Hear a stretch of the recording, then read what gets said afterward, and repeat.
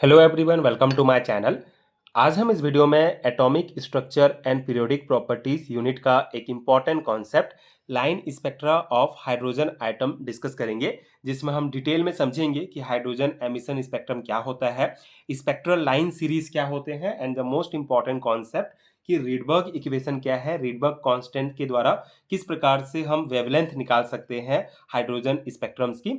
उस कॉन्सेप्ट को डिटेल में डिस्कस करेंगे। प्रॉपर नोट्स आपको इस टॉपिक का प्रोवाइड करूंगा, जो आपके BSc and MSc semester exams के लिए बहुत हेल्पफुल होगा। सो स्टार्ट करते हैं बेसिक इंट्रोडक्शन से। ये पर्टिकुलर नोट्स आपको मैं थ्योरी एग्जाम्स के लिए प्रोवाइड कर रहा हूँ, तो आप थ्योरी एग्जाम में किस प्रकार लिख सकते हैं, प्रॉपर नोट्स आपको उस अकॉर्डिंग प्रोवाइड करूंगा। So when a hydrogen atom absorb energy, it's electron move from a lower energy level to a higher energy level excited state. When the electron returns to its original lower energy level, it emits energy in the form of light. This emitted light appears as a several bright lines called the hydrogen line spectrum और hydrogen emission spectrum. ठीक है, तो ये basic introduction है। Concept क्या है कि जब किसी हाइड्रोजन एटम, ठीक है, कोई भी हाइड्रोजन एटम हम ले लेते हैं, तो एटम में क्या होगा, ये न्यूक्लियस होगा और इस प्रकार से इलेक्ट्रॉन जो है इस ऑर्बिट में घूमते रहेंगे। ठीक है, तो मान लेते हैं ये हाइड्रोजन एटम है, ये न्यूक्लियस और ये इलेक्ट्रॉन है हाइड्रोजन का। ठीक है, हाइड्रोजन में केवल एक इलेक्ट्रॉन रहता है। तो ये जो इलेक्ट्रॉन है, जब ये इसको जब बाहर से एनर्जी दिया जाता है, तो ये इलेक्ट्रॉन एनर्जी एब्जॉर्व करके लोअर एनर्जी लेवल से हायर एनर्जी लेवल में चला जाता है, एक्साइट हो जाता है और यहाँ पे आ जाएगा। ठीक है, लेकिन ये जो इलेक्ट्रॉन्स होते हैं वो बहुत टाइम तक नहीं टिकते हैं हायर एनर्जी लेवल में। कुछ समय पश्चात जब ये इलेक्ट्रॉन हायर एनर्जी लेवल से वापस लोअर एनर्जी लेवल में आएगा, तो उस दौरान एक प्रकार का ये एनर्जी एमिट करता है। ये बेसिकली लाइट के फॉर्म में एनर्जी जो है ये निकालते हैं, जो सेवरल ब्राइट लाइंस में हमको दिखाई देते हैं, जिसको हाइड्रोजन लाइन स्पेक्ट्रम या हाइड्रोजन एमिशन स्पेक्ट्रम कहा जाता है। ठीक है, सिंपल सा कॉन्सेप्ट है। यहाँ हम हाइड्रोजन एटम की बात कर रहे हैं, हाइड्रोजन एटम को एग्जांपल लेके लाइन स्पेक्ट्रा स्टडी कर रहे हैं।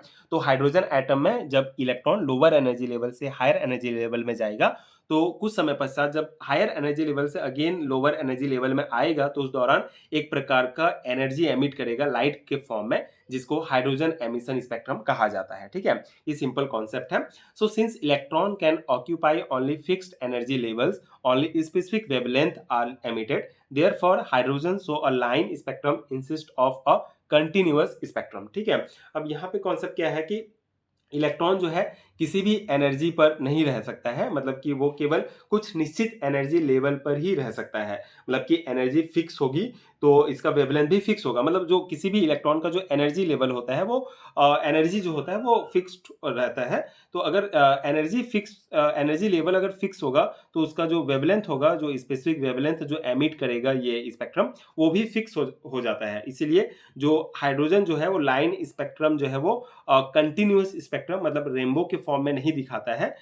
जैसे रेनबो में हमारा 7 कलर होता है, तो उस फॉर्म में नहीं दिखाता है, बल्कि एक लाइन स्पेक्ट्रम के रूप में शो करता है। ठीक है, तो यहाँ पे ये जो पैराग्राफ है ये यही कॉन्सेप्ट बता रहा है कि जो अगर किसी भी इलेक्ट्रॉन अगर कोई फिक्स एनर्जी लेवल में रहेगा, तो वो स्पेसिफिक वेवलेंथ जो होगा उस वो एमिट करेगा, जिससे उसका उस वेवलेंथ के कारण, स्पेसिफिक वेवलेंथ के कारण जो स्पेक्ट्रम हमको दिखाई देगा वो लाइन स्पेक्ट्रम दिखाई देता है। ठीक है, वो कंटिन्यूअस स्पेक्ट्रम के फॉर्म में नहीं होता है। तो ये बेसिक हो गया।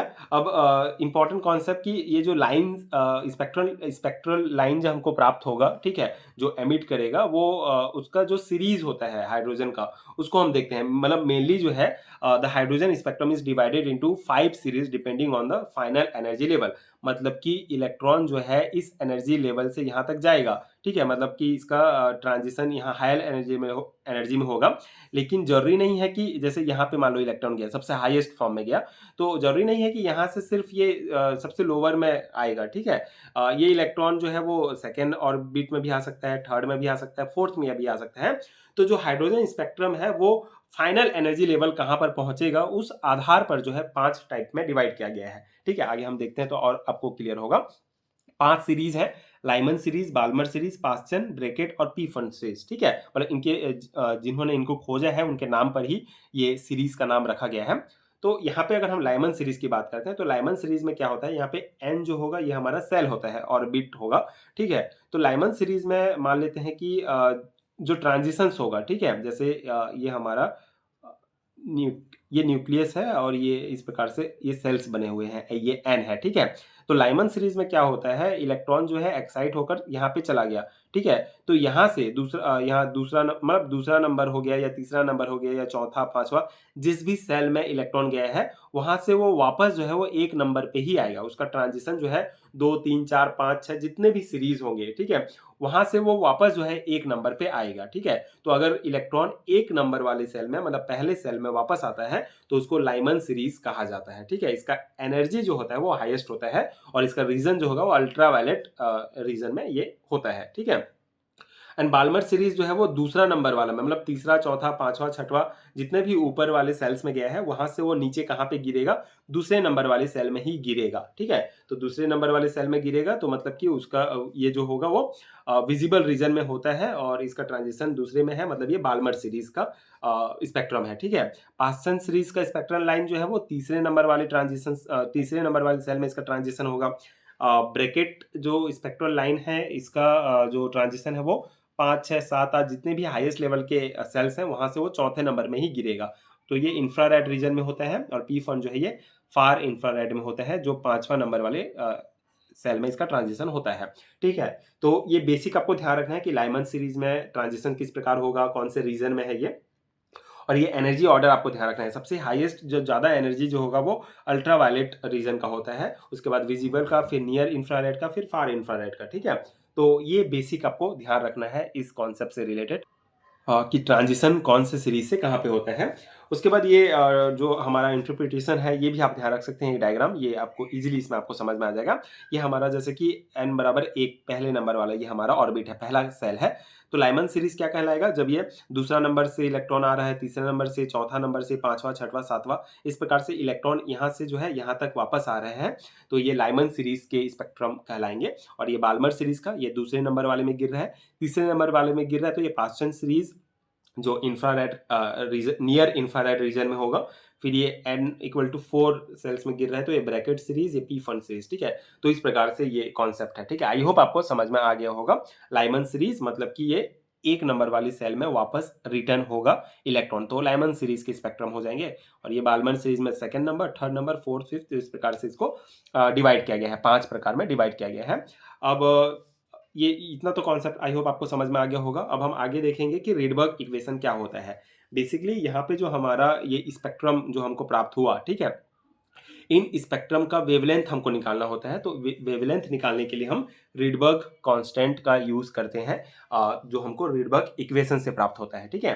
तो the wavelength of the emitted radiation is given by this formula, ठीक है। तो जो वेवलेंथ होता है एमिटेड रेडिएशन का उसको इस फार्मूला के द्वारा दिया जाता है, मतलब इससे हम निकालते हैं।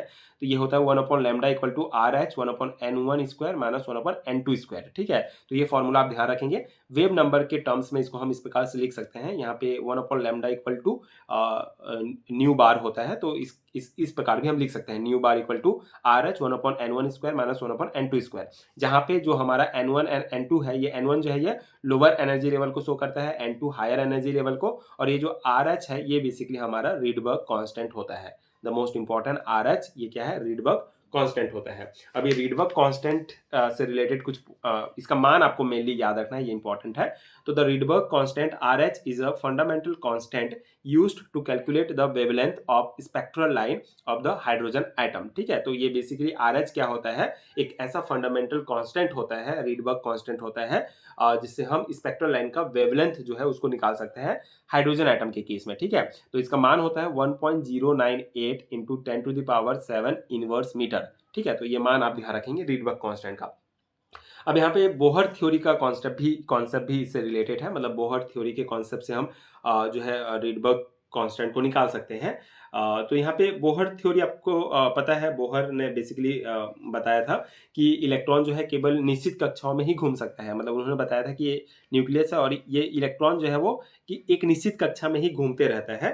तो उसके आधार पर उन्होंने कुछ रूल्स दिए हैं जिसको हम देखेंगे। So according to Bohr the energy of an electron the nth orbit is, ठीक, मतलब कि बोहर के अकॉर्डिंग जो जैसे ये इलेक्ट्रॉन मान लो इस ऑर्बिट में घूम रहा है तो इसका एनर्जी जो होता है वो इस फॉर्मूला से उन्होंने बताया था, ठीक है। तो nth नंबर मतलब किसी भी ऑर्बिट में इलेक्ट्रॉन अगर घूम रहा है तो उसका जो एनर्जी होता है उसको हम इस फॉर्मूला से लिखते हैं En equal to minus 2 pi square M E to the power 4 Z square upon N square H square, ठीक है, ये माइनस में रहेगा। जहाँ पे अगर हम यहाँ पे हाइड्रोजन एटम की बात करें तो जेड जो होता है ये हमारा एटॉमिक नंबर होता है, तो इसको हम एक ले सकते हैं।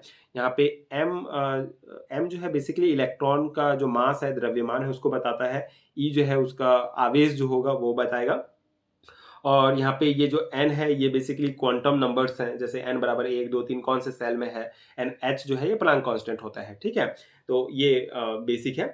अब यहाँ पे जैसे अगर ये मतलब कि ये किसी भी मान लो ऑर्बिट में है तो इसके लिए फॉर्मूला हुआ। अगर मान लो कि फर्स्ट ऑर्बिटल में है तो उसके लिए हम E1 करके लिख सकते हैं। E1 equal to minus 2 pi square M E to the power 4 upon N1 square N2 square, और सेकेंड ऑर्बिट के लिए N2 स्क्वायर H स्क्वायर होगा। ये दोनों माइनस में, मतलब बाकी सब सेम रहेगा।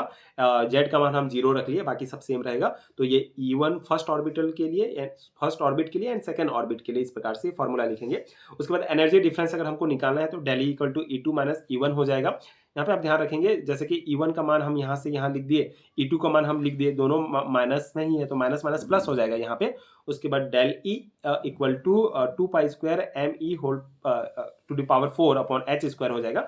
यहाँ पे बेसिकली हम फिर क्या करते हैं, जो हमारा N1 स्क्वायर और N2 स्क्वायर है ये बस डिफरेंस है, बाकी तो सब सेम है। तो यहाँ पे दोनों से हम एक कॉमन निकाल लेते हैं, तो हमको जो डेली जो डिफरेंस है, एनर्जी डिफरेंस, वो ये प्राप्त हो जाता है। अब यहाँ पे एक फॉर्मूला आपको याद होगा, पिछले कक्षाओं में भी आपने पढ़ा होगा, बेसिक है कि जो प्लांक कांस्टेंट था basically del E equal to H nu, ये प्लांक इक्वेशन है ये बेसिकली, ठीक है। तो ये बेसिकली ये इक्वेशन किस लिए है कि जब इलेक्ट्रॉन एक ऑर्बिट से दूसरी ऑर्बिट में जाता है तो फोटोन निकलता है, या फिर ऑब्जर्व होता है, तो उसकी ऊर्जा जो है वो क्या होती है, प्लांक कांस्टेंट इनटू ये न्यू के द्वारा दर्शाया जाता है, जिसको प्लांक इक्वेशन कहा जाता है, जिसको प्लांक ने दिया था। तो ये मेन कॉन्सेप्ट है। तो ये आपको ध्यान होगा, del E equal to H nu, जिसको हम del E equal to H C nu bar इस प्रकार से भी रिप्रेजेंट कर सकते हैं। अब आगे क्या होगा, हमारा जो इक्वेशन है, जैसे डेल ई का जो मान है हमारा ये है, ठीक है। तो H C nu bar equal to, ये डेल ई की जगह हम ये पूरा लिख देंगे, तो ये इक्वेशन हमको मिल जाएगा। अब यहाँ पे इक्वेशन आगे क्या होगा कि ये जो एच सी है, ठीक है, ये पक्षांतर हो जाएगा, आके इसके H2 के साथ ये गुणा हो जाएगा। Nu bar equal to 2 pi square M A to the power 4 upon ये एक H और ये H स्क्वायर दोनों मिलके H3 हो जाएगा, ठीक है, एंड ये C हो जाएगा, और बाकी ये सेम रहेगा। तो ये जो इक्वेशन हमको प्राप्त हुआ है न्यू बार के बराबर, ये जो इक्वेशन है इसको अगर हम कंपेयर करते हैं रेडबर्ग इक्वेशन से, जो हमने शुरू में देखा था, ये nu bar equal to R H 1/n1 square minus 1/n2 square, ठीक है, ये वेव नंबर के फॉर्म में हमने ये इक्वेशन देखा था। इससे अगर हम कंपेयर करेंगे दोनों को, तो दोनों में क्या डिफरेंस है, ठीक है। अगर ये इस इक्वेशन और इस इक्वेशन में देखेंगे तो सिर्फ ये है कि हमने यहाँ पे जो रेडबर्ग कांस्टेंट है आर एच ये यूज किया है। तो आर एच बराबर क्या है हमारा, यहाँ पे अगर हम कंपेयर करेंगे तो 2 pi square M E to the power 4 upon S3C हो जाएगा, ठीक है। ये जो है मतलब क्या है कि रेडबर्ग कांस्टेंट जो आर एच है हमारा उसका मान हो जाएगा ये, ठीक है। तो इसीलिए हमको क्या प्राप्त होगा, जो रेडबर्ग कांस्टेंट मतलब आर एच का जो मान है वो 2 pi square M E to the power 4 upon S3C हो जाएगा, ठीक है। सिंपल सा ये आपको कंपेयर करना है। तो ये जो इक्वेशन हमको प्राप्त हुआ ये बेसिकली क्या बताता है, ये इक्वेशन इंपॉर्टेंट है, ठीक है। इसी के द्वारा हम जितने भी हाइड्रोजन आइटम के हमको स्पेक्ट्रम प्राप्त होंगे उसका जो है हम बेसिकली इससे वेवलेंथ जो है वो निकाल सकते हैं, कैलकुलेट कर सकते हैं। सो ये जो हमने ये इक्वेशन निकाला है ये बेसिकली हमने बोहर थ्योरी का कॉन्सेप्ट यूज किया है और ये इक्वेशन निकाला। तो इससे ये पता चलता है कि जो रेडबर्ग इक्वेशन है वो एक्चुअली जो है वो बोहर थ्योरी से ही हमको प्राप्त होता है, ठीक है। तो आगे आप थ्योरी में क्या लिख सकते हैं, thus Bohr theory successfully explain the hydrogen hydrogen line spectrum different electronic transition produce different wavelength giving rise to the Lyman Balmer Passer Bracket and P-Fund series, ठीक है। तो बोहर थ्योरी से ही बेसिकली ये पता चलता है हमको, ये सक्सेसफुली एक्सप्लेन कर पाता है कि जो हाइड्रोजन लाइन स्पेक्ट्रम होते हैं वो डिफरेंट इलेक्ट्रॉनिक ट्रांजिशंस पे उनका वेवलेंथ जो है वो डिफरेंट होता है और डिफरेंट प्रकार के हमको स्पेक्ट्रम प्राप्त होते हैं, जैसे लाइमन बाल्मर पास्सन सी जो हमने डिस्कस किया, ठीक है। तो ये सिंपल कॉन्सेप्ट है। तो आई होप कि आपको ये समझ में आ गया होगा एंड ये नोट्स आपके एग्जाम प्रिपरेशन के लिए हेल्पफुल रहा होगा। अगर आपको पेड है रिटर्न नोट्स चाहिए इस चैप्टर का, atomic structure and periodic properties unit का ये ये कॉन्सेप्ट है। तो अगर आपको इस चैप्टर का कंप्लीट नोट चाहिए जिसमें आपको इस चैप्टर से रिलेटेड जितने भी इंपॉर्टेंट कॉन्सेप्ट हैं सभी का प्रॉपर हैंड रिटन नोट्स आपको मिलेगा। तो उसके लिए आपको नीचे डिस्क्रिप्शन बॉक्स में पीडीएफ स्टोर का लिंक मिलेगा जहां से आप नोट्स डाउनलोड कर सकते हैं। सिंपल प्रोसेस है, लिंक के थ्रू आप डायरेक्ट वेबसाइट पर पहुंच जाएंगे। उसके बाद वहाँ पे आपको बाय नाउ का ऑप्शन दिखेगा, आप बेसिक डिटेल वहाँ पे भरेंगे, अपना ईमेल एड्रेस एंड नेम वगैरह। उसके बाद आप फिर डायरेक्टली पे करने के बाद आपको पीडीएफ वहीं पे मिल जाएगा। तो ये सिंपल प्रोसेस है नोट्स लेने का। आप वीडियोस देख के अपना नोट्स खुद भी बना सकते हैं, बट अगर आपके पास टाइम नहीं है, आपको टाइम सेव करना है, तो आप नोट्स ले सकते हैं, वहाँ से भी आप डायरेक्टली उसको प्रिंट निकाल के तैयारी कर सकते हैं। तो ये सिंपल सा कॉन्सेप्ट था, टॉपिक था। आई होप कि ये वीडियो आपके लिए हेल्पफुल रहा होगा। अगर ये वीडियो हेल्पफुल है तो आगे की वीडियोस देखने के लिए आप मेरे चैनल के साथ जुड़े रहिए। एंड अगर आपको इस चैप्टर के और कॉन्सेप्ट समझने हैं तो आपको लिंक नीचे डिस्क्रिप्शन बॉक्स में प्लेलिस्ट का मिल जाएगा जहां से आप इस टॉपिक के और वीडियोस देख के कॉन्सेप्ट समझ सकते हैं। Thank you so much for watching.